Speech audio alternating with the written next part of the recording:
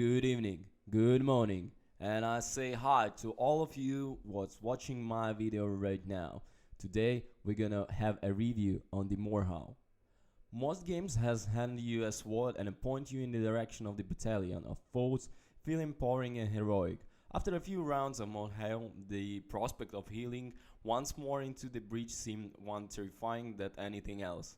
Of all the multiplayer melee games I've played over 3 years, this has decided the highest skill cap and the least patience for those who haven't taken the time to learn its complex, twitch-based combat. The upside to that is feel you do go on a hot streak, you feel like way more of a badass than any those forgiving games can you feel.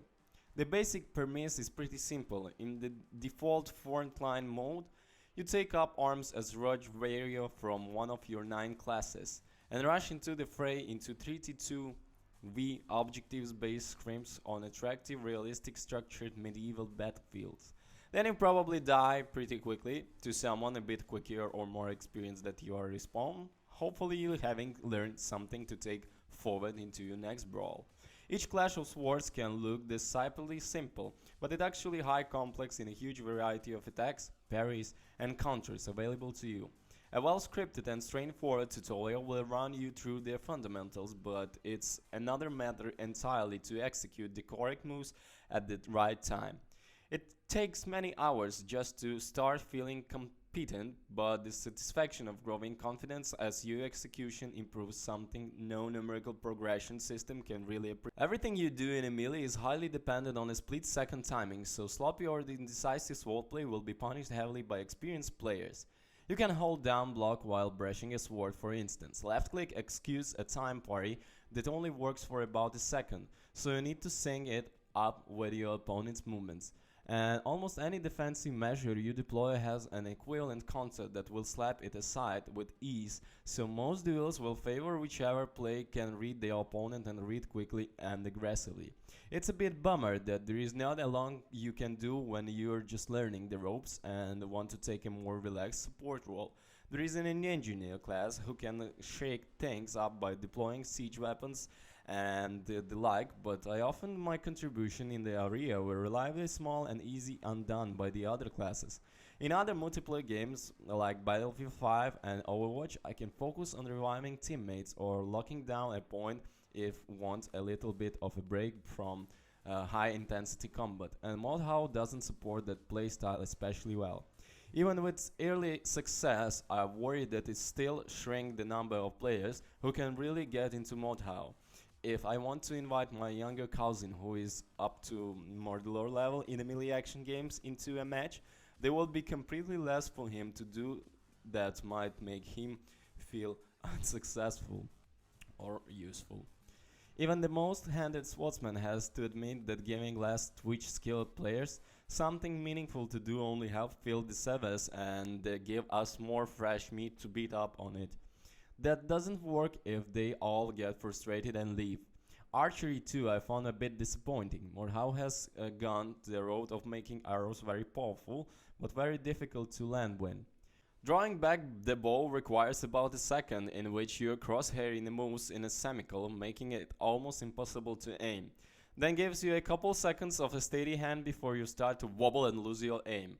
The projectiles themselves are fairly slow and experience significant drop-off after leaving the string.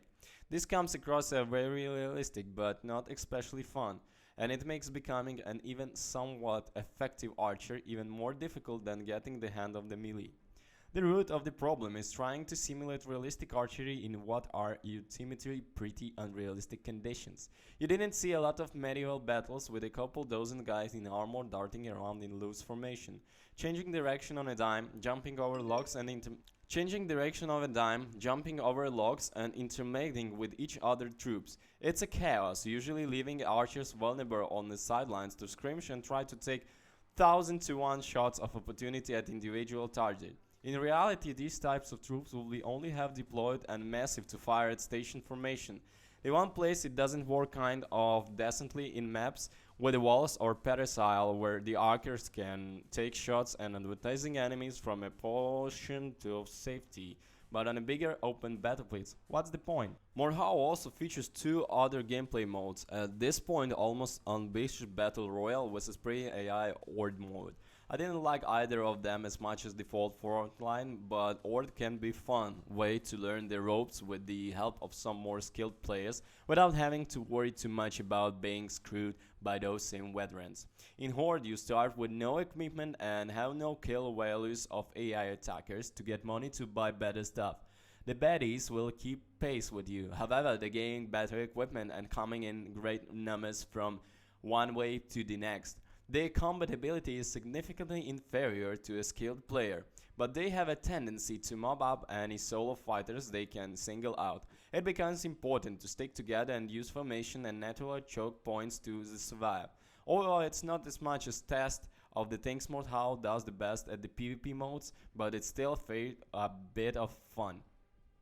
It is also not the best fit for the new players. If you haven't really mastered the melee system yet, you're likely to die quickly and then sit around for several minutes while the match finish or require and wait for a new round, which may take a while itself depending on how the servers are behaving.